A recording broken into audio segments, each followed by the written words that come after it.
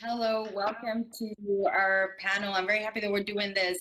I am your moderator. I'm going to be with you for the next hour in this panel that I'm sure is going to resonate with many of you. A crisis like no other, business practices in the face of adversity. We have a great panel joining us for the next 60 minutes. We have Jean-Paul Agone, who is the CEO of L'Oréal.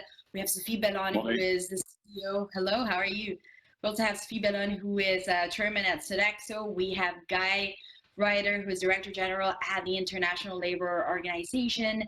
And we also have with us, joining us from Amsterdam in her office, Brechtje van der Belden, who is a senior partner at Avery and Overy law firm. And, you know, before we go into the session, I think it's worth reminding ourselves that we have had almost an unprecedented year, and the changes that we've seen to the labor force, but also the way that companies and businesses really operate have changed so much in the space of just 6 months. Usually these changes would take years to be implemented. There has been a real conversation about staff, labor force, product. Do we change the supply chain, and how is that going to translate in the way that we work going forward over the long term? So it really is a conversation that I'm sure will resonate with everyone watching today. And I wanted to put the first question to Mr. Ryder, who is the Director General at the International Labour Organization. And as I mentioned, a lot of these questions really have to do with staff, labor force, how do we employ people, and what are essential skills in such a different context. And I guess it's fair to say the pandemic really brought up a debate about what are essential skills, are they being perceived as such by society, and is that a debate that we should have going forward? So I'll be very interested in hearing from you about your definition of what makes essential worker in the context of a pandemic. Yes, thanks very much. Great to be part of the panel. I think you're absolutely right. The experience of this crisis, unlike any other, as you've said, has actually led us to reflect on things that we've probably not given sufficient attention to in the past. And one is this notion of essential workers. I think in the course of this pandemic, we've come to realize that there are sections of the workforce who are essential to everything about our lives, who are frankly very badly undervalued. And I think, you know, very much of not only the frontline health and care workers, I think of cleaners, I think of supermarket cashiers, I think of bus drivers, etc. And I think that's led us, I think, to reflect on some of the very fundamental ways in which we value work and organize work right now. This crisis has cost, by our estimation, the equivalent of something like 495 million jobs destroyed in the course of this year. We have to get out of that hole. We have to climb out of that. We're working for what we call a human-centered recovery. But at the same time, I think it does lead us to reflect further on the way the future of work is going to pan out. We would be mistaken, let me say this, at a moment when issues of digitalization, changes of company organization, greater use of remote working are foremost in everybody's mind. We would, I think, be mistaken if we allowed that to exclude other issues. One is about equity at work. The second is about the vulnerabilities that we have discovered in the world of work. Let me just take you to one part of the world of work which may not be on everybody's mind, but really should be. 60% of the working people of the world work in informality, entire informality. 60%, 2 billion workers. And this pandemic, this crisis, has meant that they are faced not only with very difficult circumstances, but they are where an economic and social crisis spills over into a humanitarian crisis. And the social protection deficits, the regulation deficits in our world of work, which we've always known about, but have paid far too little attention to, I think have now come to the fore. So yes, let's think about the new normal. Let's think about digitalization. Let's think about the new skill sets, which you've made reference to. We can have that discussion, but let's not have that discussion to the exclusion of the bigger issues which need to be taken on board if indeed we're going to build back better rather than where we started from. Right, and just to follow up on that, because I think you made a very good point before I hand it over to the other speakers, but what you say is that as in any crisis, it's really the weaknesses of the system that come to surface, and that's kind of what the pandemic has done perhaps to a sector of workers and society that perhaps we knew were there but didn't actually see for what they do. Look, right. I think crises do sort of. It's like an X-ray going over the, the anatomy of our labour market and our societies, and we see the weak points. We see those who are getting left behind, gotten forgotten, and it's a great opportunity just to rethink and to reset for those people. And I think social protection is one area. I think it's where those really at the bottom end of the labour market, who we are because they are so important to our lives, are getting more attention now. So yes, I do think it would be sensible, not just because of a moral issue, but because the sustainability of our labour markets and our production processes depend on doing a little bit better in terms of equity. The notion of a new social contract is out there. I think this notion of social contract is a very important one. Very amorphous, somewhat nebulous, but it matters to people. It matters to people, and it matters to societies, and it also matters to our politics in these rather turbulent political moments. Thank you so much. I'm sure we're going to pick up on that point later. And now I want to turn to Mr. Agon from L'Oréal. We all know the company. I mean, this is a huge company, really beauty giant that we use on the daily. I know for sure I do. So you go on that, but I also know that just to give our viewers and everyone that is watching the streaming an idea of just how quickly you dealt with the pandemic, because L'Oréal was one of the first companies that said no more traveling for our staff. That this is a serious situation. We have to take it seriously. So in that sense, you actually preempted governments and you ran along first before they did that on a national scale. I know that you also told your staff 100% paid. You also gonna, you continue to work in a different way, but that salary and that job is protected, and that you are also able to switch to some extent your production at a global scale. And this sounds easy when we talk about this 6 months later, but for a company that is so big, that employs so many people, I mean, this is huge. Normally this would take years to flip that in such a quick way. So I do wonder, when you look at the first round of coronavirus and the second round that we're seeing, how are companies like yours going to be more effective? And again, as we mentioned, engage more with the public, with that social contract, with governments, to do what you did, but perhaps even on a more efficient way. Yeah, thank you for everything you said. I think we were pretty effective during this first wave. In fact, we learned from our China subsidiary, because as you all know, I mean, the pandemic started in China in January, February. So we had to react immediately in China at the beginning of the year, and we learned a lot in China, and then we could anticipate what would happen in the rest of the world, in different continents. And so that's why, as you said rightly, we were able to anticipate on all measures in terms of travel ban, in terms of securing the jobs and the payment for all our workforce, producing hydroalcoholic gels for hospitals around the world. We made more than 15 million units of them. So we were ready to anticipate, and we have always been a little bit ahead of the epidemic. And so I think that for the second wave, we are well prepared. We know what to do. We know how to do it. All our processes are ready, and we have seen, for example, that in France or in Europe right now, we have moved very fast to remote working for everyone. Our systems are equipped, so we adapt. And I think, by the way, that it's a great learning. Companies in the 21st century have to be really nimble, agile, very reactive, and ready to adapt to anything that can happen. I think it was a good wake-up call for all of us. And to follow up on that, I want to ask a question to Sophie Bellon from Sodexo, because we talked about how companies had to really adapt and they had to do this very quickly. But Sophie, I do wonder, in the nature of your business at Sodexo, you really need people. I mean, you're all about facilities, you're all about events and doing really a business that by definition requires to be in contact with people and requires people to be in contact among them. So when you see in a situation, or you find yourself in a situation where you're not able to do that and those social gatherings are stopped, how did you fundamentally change what you do to be able to make a contribution, but two, also be able to stay afloat in an effective way? Thank you. Thank you for your questions, and thank you for being part of this panel. So I think like in a big organization like us and a people business, you know, like Jean-Paul, we are a global company and we learned a lot from China. We are in Wuhan, you know, we managed 3 hospitals in Wuhan. We had no one affected by COVID.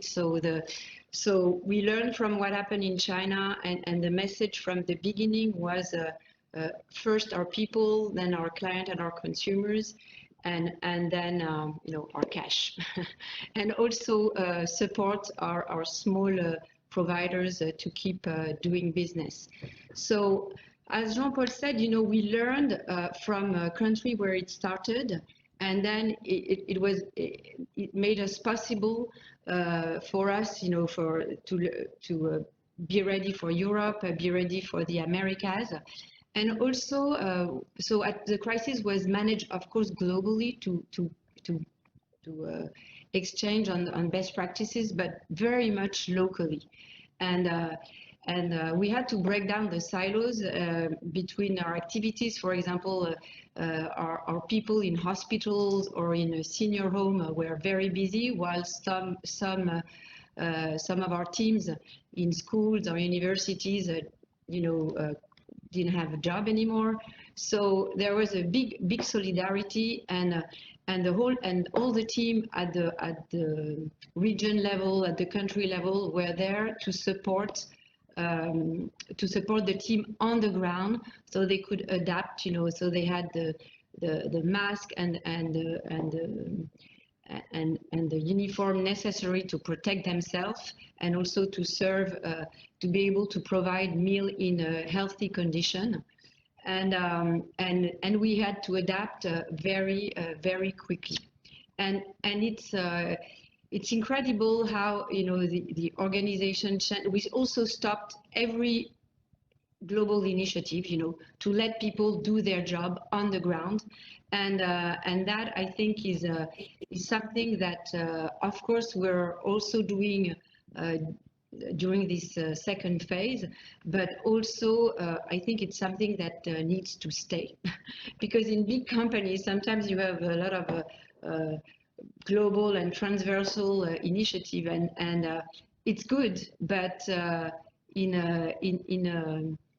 a measured way. And we also have to let people do their job on their sites. You know, we have 35,000 sites all over the world, because they very often they have the solution, and they find the solution when a crisis like this happened. Thank you And very I much. think today, you know, we are more in a crisis cruise mode. It's not anymore about before the virus, how we live before the virus, how we will live after the virus.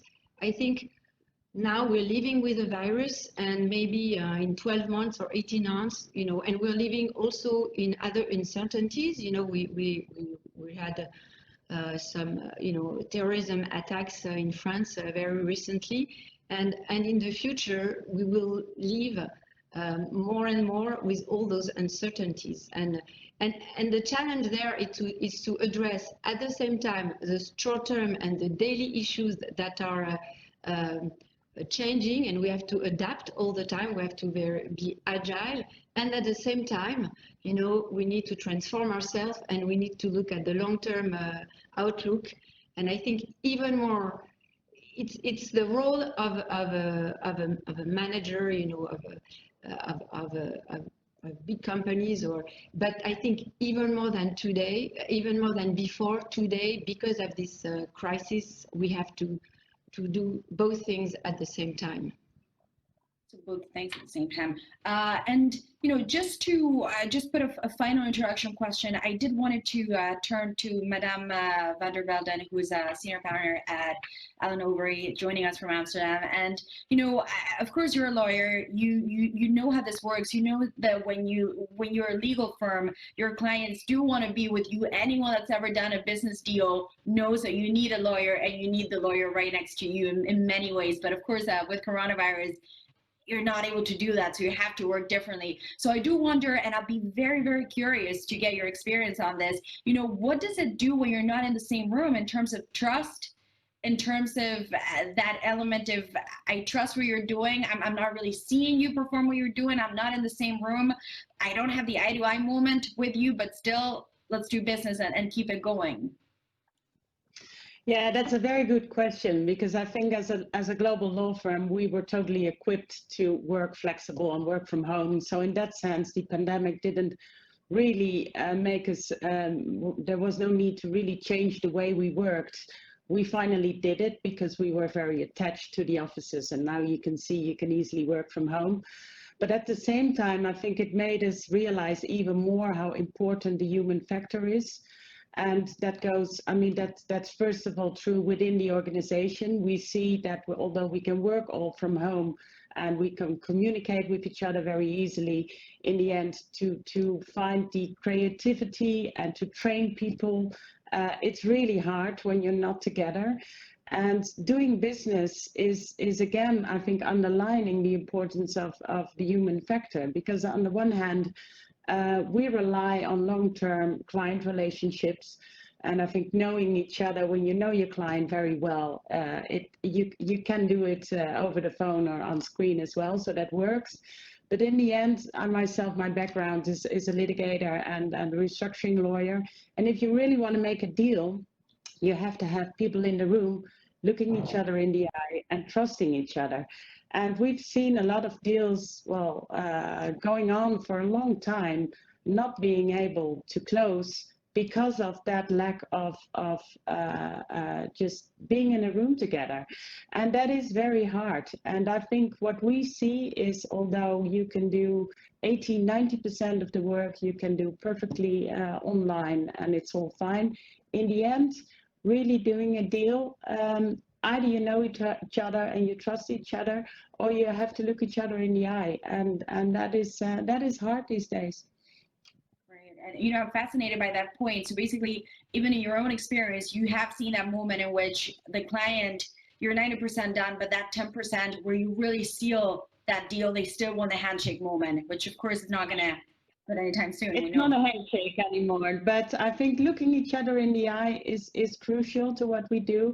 And we try to find ways, I mean, it's often obviously not possible right now, but you have to find ways in a negotiation to really find a one-on-one conversation, because doing deals is about trust and is about knowing each other. And with all the flexible opportunities we have, it's hard to replace the one-on-one live contact. And just to now open up the debate, I've noticed that based on what we heard from Monsieur Agon and what we heard from Madame Bellon, there was two things that you had in common. One is that you both said we learned from the Chinese experience, and we were able to use our regional expertise and then apply it to our future planning and take the lesson from what we saw in China. So I do wonder, and I was hoping both of you could respond to the same question. There has been this conversation about or whether or not this could be the end of globalization as we know it, that this could be the end of global trade as it's been right now, and that we would see some retrenching from companies back to their home markets. But from what I understand, you're actually saying being global does have a value, and it does teach you something on a regional scale that can then help you the other areas in which you do business in. Absolutely. You know, clearly, I don't believe that we are going to go back in terms of multilateralism or globalization. On the contrary, I think that the world is more and more interconnected. It will not change direction. And I think also that in order to solve the main issues for the world of tomorrow, like global warming, like poverty, like standard of living everywhere in the world, we need more multilateralism and more interconnection and not less. Clearly, I think that this is really part of the solution and not part of the problem. So, of course, for L'Oréal, it's a fact. For us, our business is totally global. We learn from one country for the other. We are this is definitely also the dynamic of the organization. But I think it's true also for the big problems of the world. Right. So I take it based on what you say that, you know, this reaction, knee-jerk reaction that happened right after coronavirus happened or came to the scene in March, that, you know, the supply chain, that this was the end of multilateral supply chains, global business, all of that based on your experience. And again, I do want to stress that you do manage a huge company. I mean, Laura is known around the world. You don't see that at all taking shape. No, in our case, you know, it was not really relevant because, in fact, for us, we usually manufacture where we sell. You know, we manufacture in America for Americans, in Brazil for Brazilians, in China for Chinese, most of it. And the rest is products made in France, like luxury products that are exported around the world. So for our supply chain was already pretty adapted to this world. But even more globally, besides something that needs maybe to be repatriated, like, I don't know, drugs, pharmaceuticals that are strategic for every country, I think that the world will be more and more interconnected, we like it or not. And instead of fighting that, I think it's better to see how it can help solving the main issues of the world. Again, you know, for example, global warming, climate change, we will not be able to fix it or to fight against it, each of us in our own country. It has to be a global collective effort. And honestly, I think this is true for every major issue that the world is facing for the next 30 years. And Madame Benon, if we were to look at your experience at Sodexo, and again, I think your view is very valuable here because these are huge companies who do have a global view. I do wonder what is the lesson that you drew from that, and whether you would agree that this idea of companies retrenching, becoming more about their own national markets, and that's it. Is that a fail or a failed assessment of the situation? No, I'm very aligned with Jean-Paul, you know, and I think big companies have a really big role to play, and they have played it. And I think, you know, more and more people today trust more their company than their politicians. So it's a good thing. And I think large companies have a social role, and they played that role during the pandemic. And they have an impact and on society, and it's measurable. And I really believe that we of course, this crisis has made us realize also that a solution can be a little different region by region, and we have to adapt. And you know, when this pandemic first started in Asia, then arrived in Europe, then was more in the Americas. So we were not, you know, we couldn't do we had to adapt in the timeline. But what I'm sure is that the solution for the future is to create a new business model with a positive social impact in partnership with other private company, with a public partner, with NGO.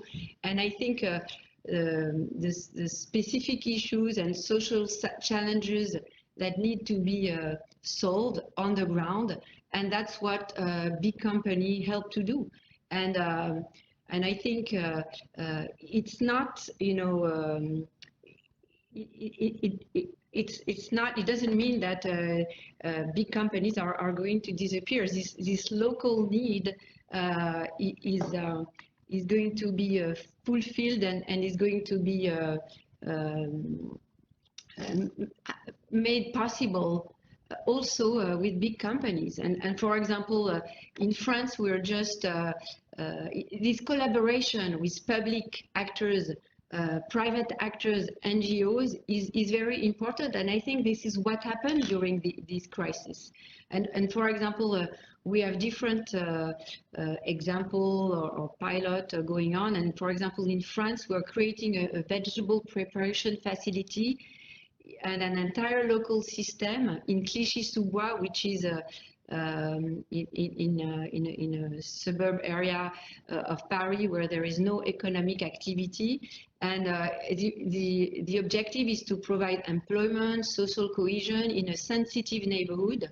And we're doing that, of course, in partnership with public actors, with association, and we want to duplicate this model. So, and I think also this crisis, because we are a people business, and I want to bounce back on what a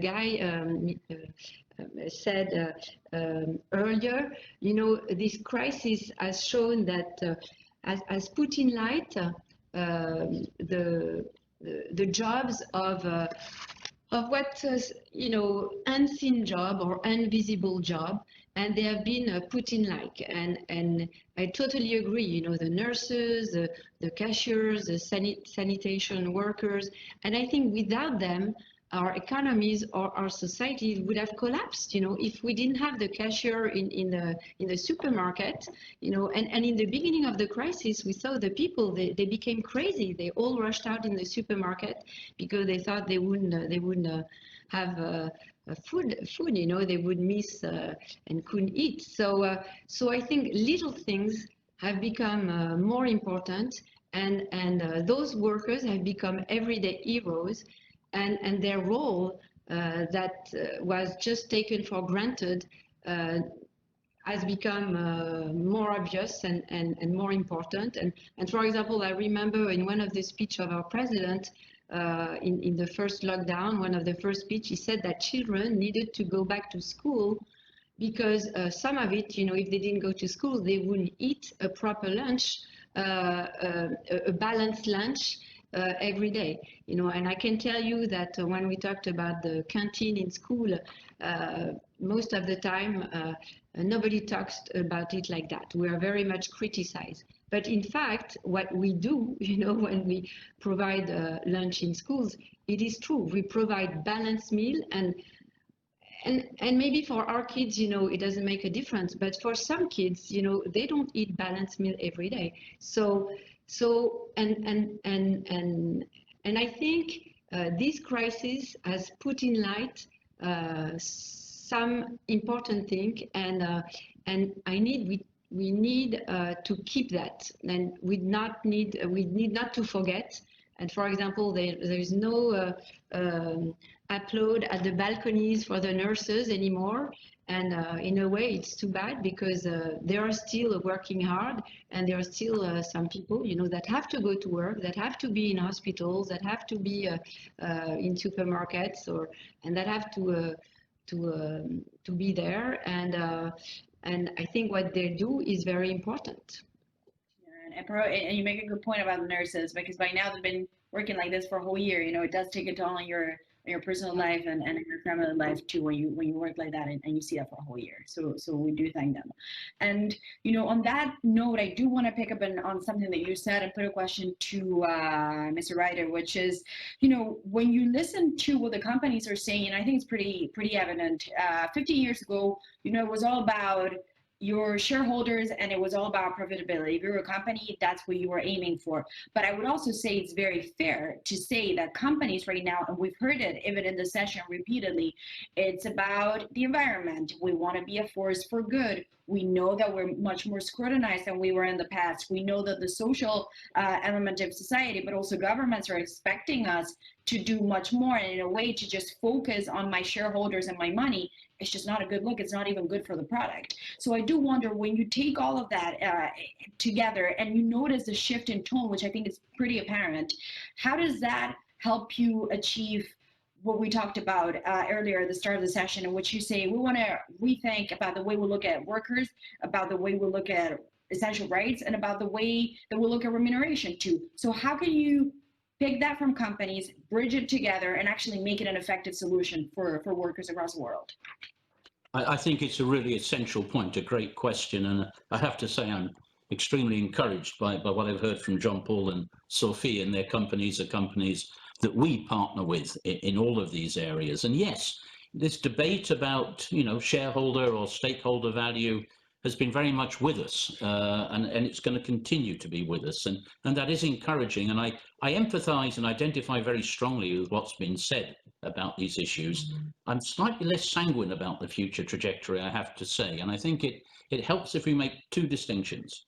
The first distinction is what we would like to happen moving forward, and what we might honestly think is going to happen moving forward. And secondly, make the distinction between public policy matters and then how enterprises can bring their contribution to bear. Now, it's great to hear people speaking positively about multilateralism, international cooperation.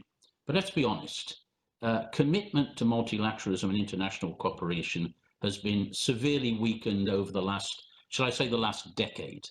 And that weakness has been really shown very strongly in the very poor international cooperation reaction to the crisis, both in health terms, all the controversies we all know about in the World Health Organization, I won't go into those, but also in terms of dealing with the economic and social fallout of the initial health crisis. You know, some $11 trillion has been spent trying to mitigate the economic and social consequences. Very little of that has been used or spent internationally or through international cooperation. The G20 is sitting out this crisis. These are the realities. Now, when you turn to the private sector's contributions, and I really welcome what has been said by the two colleagues who've spoken before me. Obviously, what companies can do depends initially on their own company policies, their own initiatives, and there's great things being done. But the fact of the matter is the context is a context of public policy. And so we're looking at how long state can provide support for job retention, for furloughs, for chômage technique, whatever it would be. And there's the debate about whether it's going to be possible or proper to carry that on, or if we have to, you know, in some people's language, really, you know, put an end to the misery of the zombies and tell people to move on to other things. These are big public policy debates, and they condition everything else. Now, is globalization going to continue as before or with the same commitments as before? I don't know. I don't know. I hear a lot of discussion about shortening global supply chains, making them more resilient, more robust. I hear language about national and regional economic sovereignty, not concepts, not issues. And this also from business, not just political mouths. I think we're going to see some very interesting debates going forward. I repeat, I don't know how they're going to work out, but I do not make the assumption as something as a fait accompli that, you know, the commitment to globalization is going to continue unaltered. And, you know, just as a flashback, those of us who, you know, went through the pains of the 2008 financial crisis and what followed, you know, I remember the discourse of G20 leaders, from President Sarkozy to President Lula, across the whole of the political waterfront. Globalization was going to have to change fundamentally to avoid crises such as these. That was the language of the moment. And of course, it didn't happen. It didn't happen. That type of thinking receded as the intensity of the crisis receded. And nothing tells me so far that isn't going to be repeated this time out. So my only sort of thing I can say with certainty is nothing is written in stone, nothing is forecast for us. It depends entirely on what people like those participating here from the private sector and public policy makers decide to make of the lessons, and there are many lessons of this crisis, and the challenges that lie ahead in a hopefully post-pandemic environment. And that's interesting, because based on what I hear, and correct me if I'm wrong, you seem to be perhaps more worried about the institutional response, the government response going in 2021, almost thinking this is done, we don't need more stimulus to be put on the table, more than the companies itself, which I take you're saying they've actually done well this time. Well, what I think I'm trying to say is, you know, there's some very tough policy choices facing governments today and tomorrow. Okay, we easily say, you know, there is no contradiction between the health objectives and the economic and social and employment objectives that governments face today. It's not one or the other. It's not health or the economy.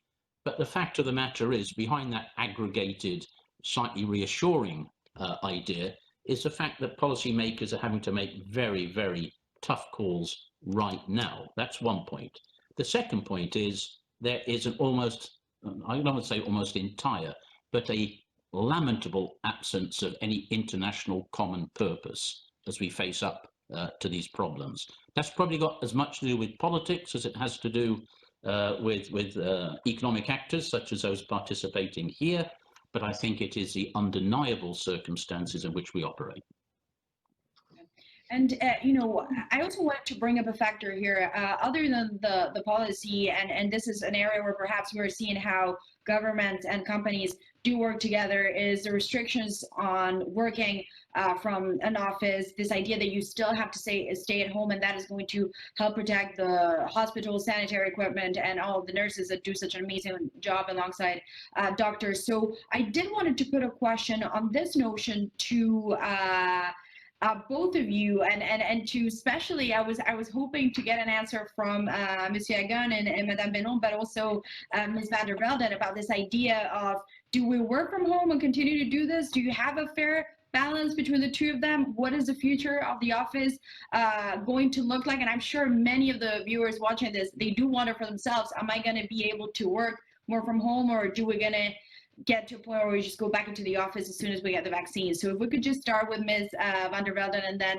put it to Monsieur Agon and Madame Benon, I think that would be very interesting. Thank you. And before I respond to your question, I wanted to respond what Guy was saying, because I agree, I fear with him that there is a pressure on international collaboration these times.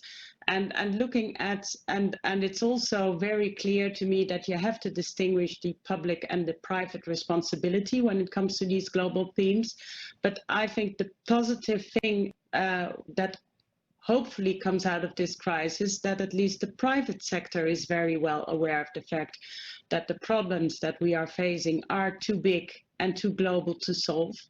And there is a demand in the private sector to solve these issues as well, because I think I can see that when you look at the public sector, it might become even more complicated than it already was. And I think we've also seen that in the current political environment around the globe, how hard that is.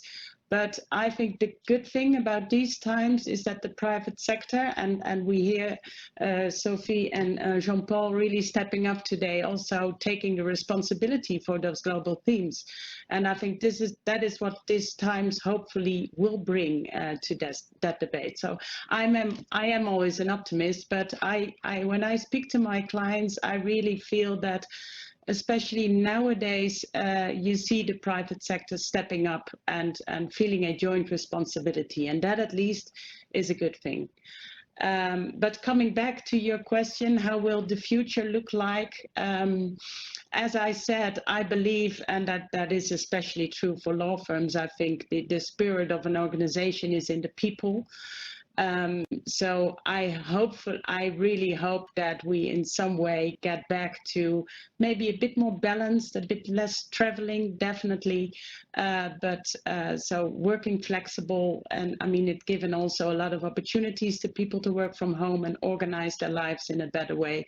But at the same time, I think it is really important for people to connect.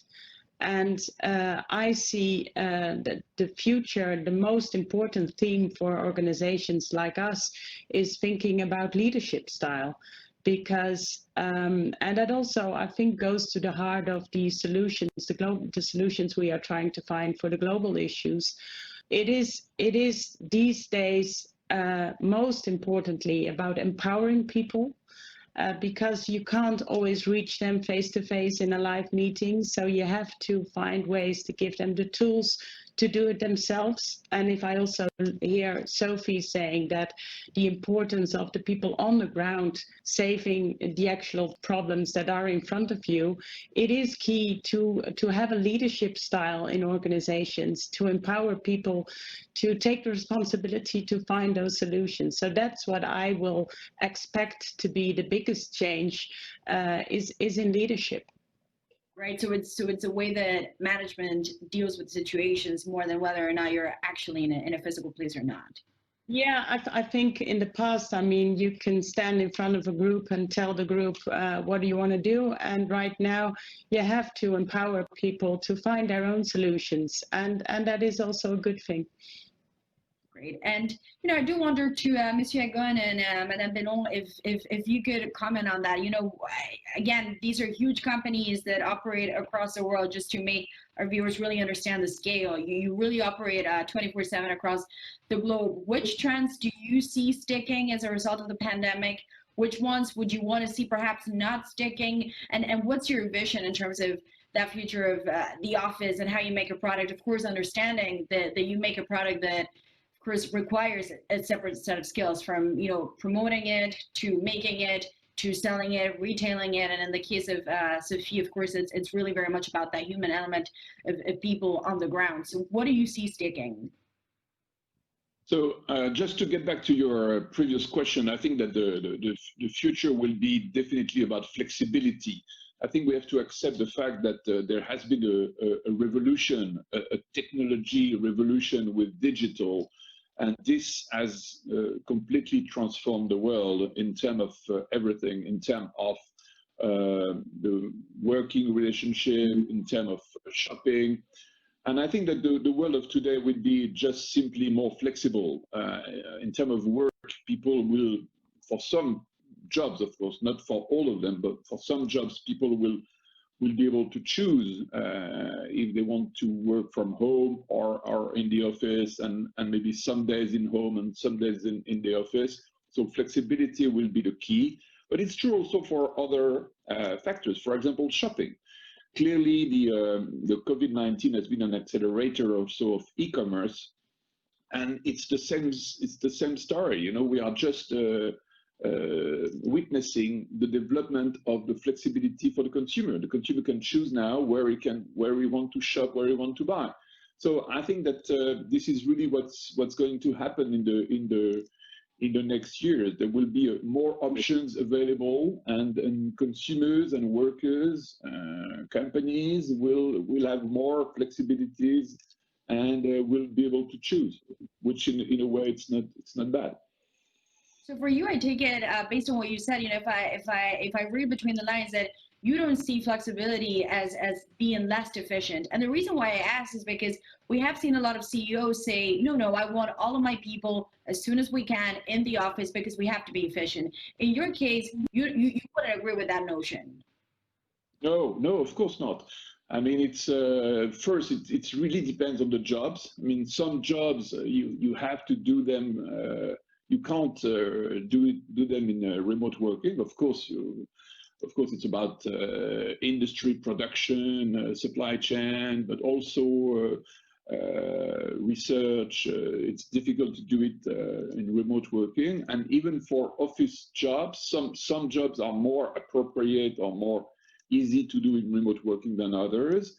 But it's all about flexibility, and all about finding the best solutions, and also offering to workers better conditions. You know, and I think one of the very positive elements of that is for example, the terrible thing of commuting. You know, in many countries of the world, commuting has been for many workers something really terrible. When you spend 2 hours or 3 hours a day just for commuting, it's really exhausting, and it's just a shame.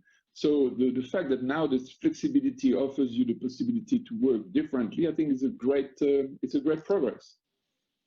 And I'm very happy that you bring up that point, because there's research that has actually proven commuting for so long, it's tedious for some workers, and it does take away from job satisfaction, which is essentially what you would think makes you more efficient. If you like your job, you're more likely to be good at it.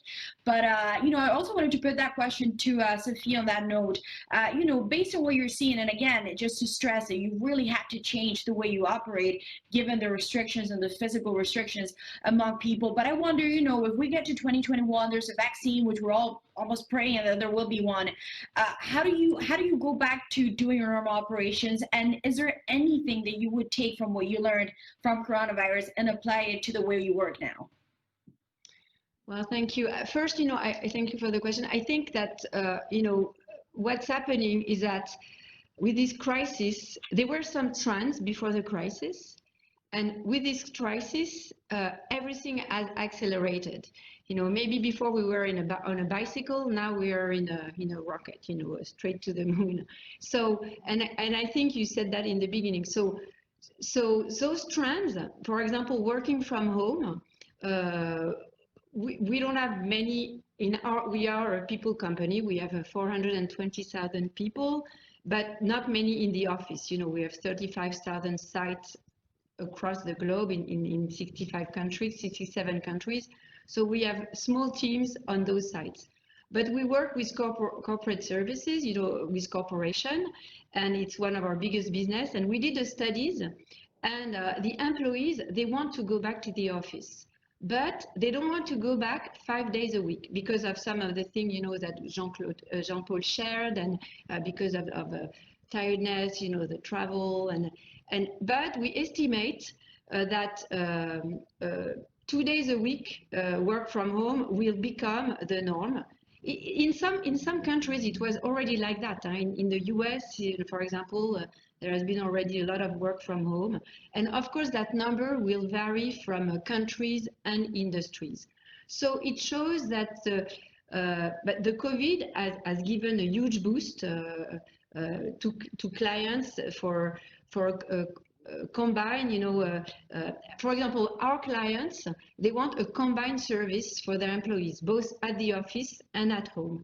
And so that's an example. And I think that other trends, you know, have been accelerated. So now 44% of the employee, they are looking for contactless pickup, food delivery. And also more than half of our consumers, they say they want locally sourced food with traceability. So all those things are accelerating, but they did not appear because of the crisis. They were there before the crisis, but now they are accelerating.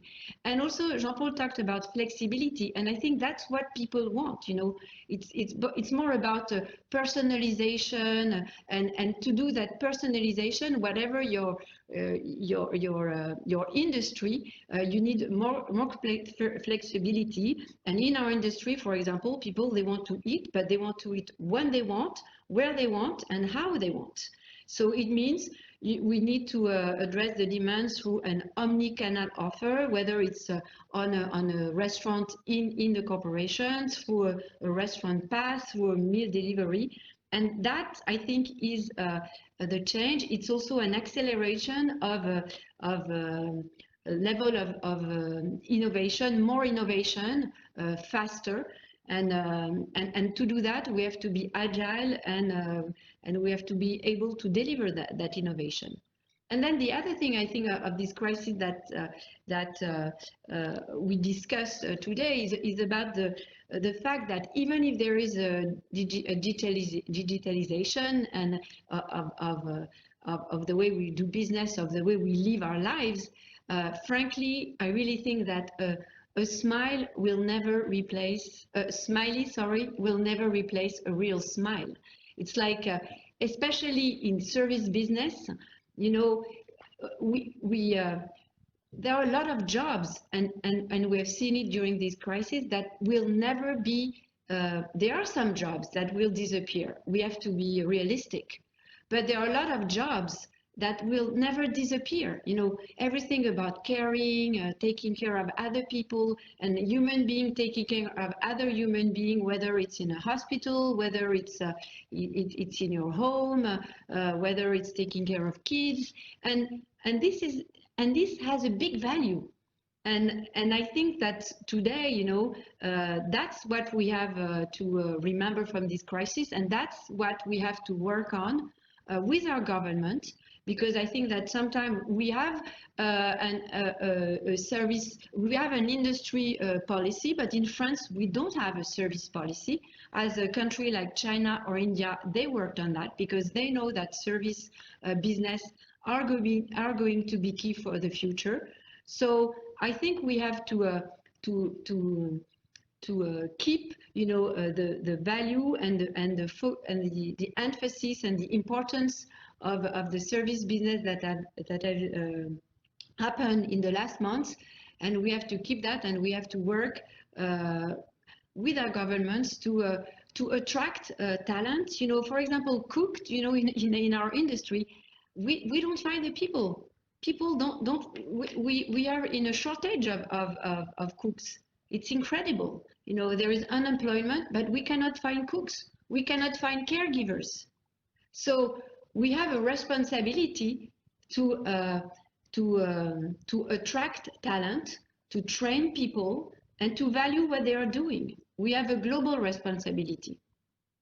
Okay, well, jumping on that point, I do want to take the time to put questions from the audience, because I know I said at the beginning, I promised that I was going to do it, and we do have a lot of questions. We have 10 minutes left, so if we could keep it very brief, I would really appreciate it. So the first question, which is, I would like to put it to both Guy and Jean-Paul, and it has to do with policy priorities. A question from the audience says, do you fear that because we're going to have to deal with the economic fallout of the pandemic, we're going to forget about climate change, we're going to forget about social policies, and we're going to forget about the rest of the ecosystem just because we're focusing on salvaging the economy? So Guy, if you could just jump in and keep it very quickly, and then we'll put the question also to Jean-Paul.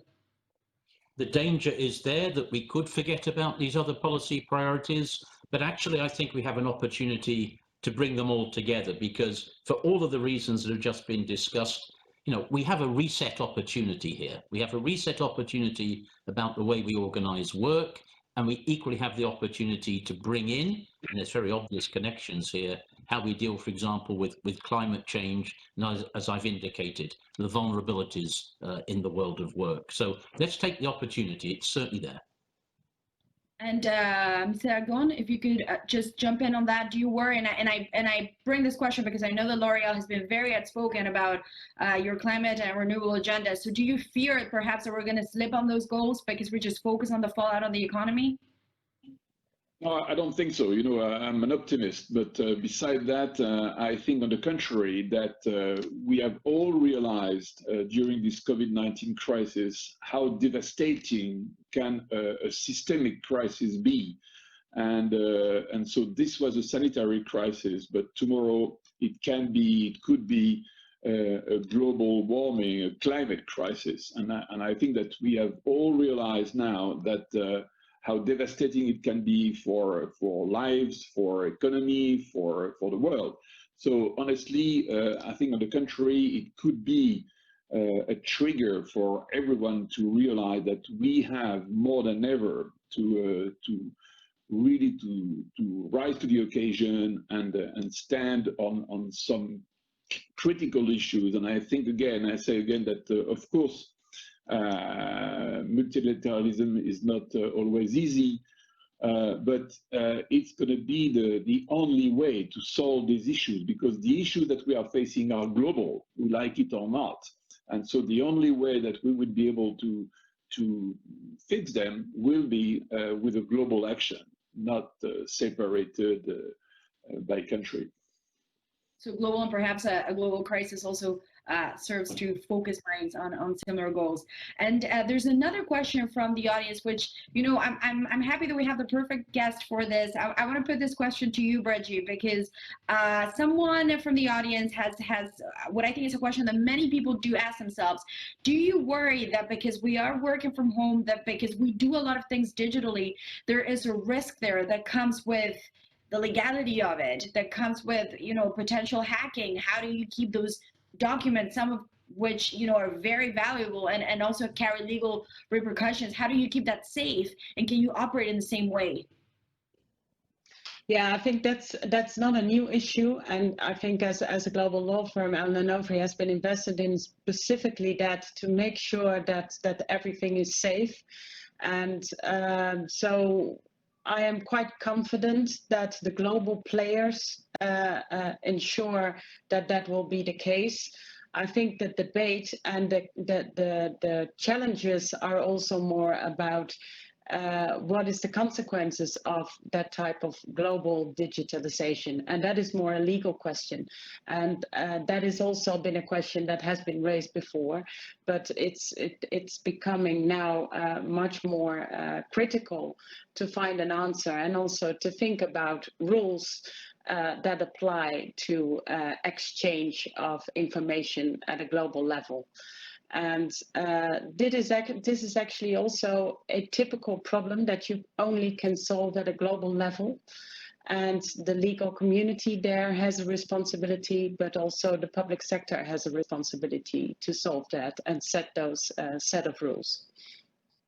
And on that note, I also want to point out that we do have more of a comment than a question, but we do have a viewer that says that he actually does agree with a comment that was put forward by Mr. Agon, saying commuting to work does take some of the satisfaction of going to work if it takes too long and it's very tiring. So again, just to put that question back to you, Mr. Agon, is this something that you would say L'Oréal would be also interested in, just providing that option to say, if you don't have to be in, you don't have to come in every day and get on a train for 2 hours. You might be much more efficient at home.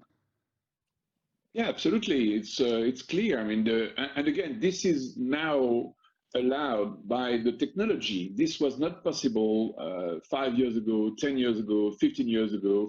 We have all discovered, thanks through this crisis, that the digital means are fantastic. I mean, it's exactly what we are doing right now. I mean, we are doing this conference digitally, and we would never thought before that it would be possible. So I think that for companies, it opens new horizons, new possibilities, new options, and we have to really think which one of them are favorable to the employees. I'm sure that many thousand, millions of employees will probably benefit from the fact that they can work from home very efficiently, without the commuting, without being tired, without many inconvenience. It doesn't mean, as you said, that we should work always from home, because I think that the collective spirit, the fact that the team is together is super important for a company, for the culture of the company, for the dynamic, but it opens new opportunities. And I'm sure you're going to get a lot of CVs going all the way to L'Oréal now. A lot of employers who are very happy to hear the flexibility that you're offering. I'm sure there'll be many CVs coming your way after this. And we are, fortunately, I would say, at the end of our session. We thank everyone who sent questions. I hope that we were able to provide some clarity here. I also want to thank all of our panelists who joined us for their time and all of the takeaways that we had here. Unfortunately, we're running out of time, so I do want to end the session on this note. It was a crisis like no other, but I also hope that you were able to take some notes and some highlights out of this. We do want to thank you all, and let's just say a final big thank you for doing this digitally to Jean-Paul Agon of L'Oréal, to Sophie Bellon of Sodexo. We also had Guy Ryder, who is Director General at the International Labour Organization, for those points. And also want to say a very big thank you to Bridget Van Velden, who is a Senior Partner at Allen Overy, who's joining us today, also made this possible. And we hope to see you next year, everyone in Paris, in person, hopefully. And that's it for our session. Stay tuned for the next one coming up. Thank you. Thank you very much. Bye. Bye. Thank you.